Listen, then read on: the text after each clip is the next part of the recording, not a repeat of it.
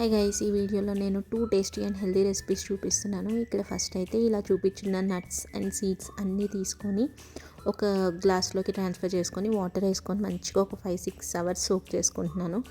బాగా అవి నాని మంచిగా ఇలా ఉబ్బినట్టు అయ్యాక మిక్సీ జార్లోకి ట్రాన్స్ఫర్ చేసుకున్నాను.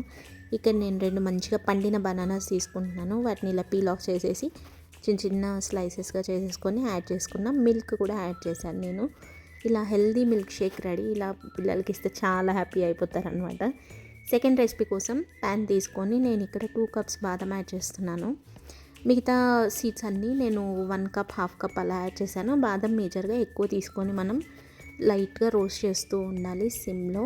అవి క్రాక్స్ వచ్చి మంచిగా రోస్ట్ అయ్యాయి అన్నప్పుడు మనకి స్మెల్ కూడా కొంచెం మారుతుంది కదా, అప్పుడు వాటిని తీసుకొని సపరేట్గా పెట్టుకోవాలి. సేమ్ ప్రాసెస్లో వాల్నట్స్ కూడా యాడ్ చేశాను. అలాగే కొన్ని పిస్తా తీసుకొని వాటిని కూడా డ్రై రోస్ట్ చేశాను అనమాట. వెరీ సిమ్లో చేయాలి ఇదంతా ప్రాసెస్.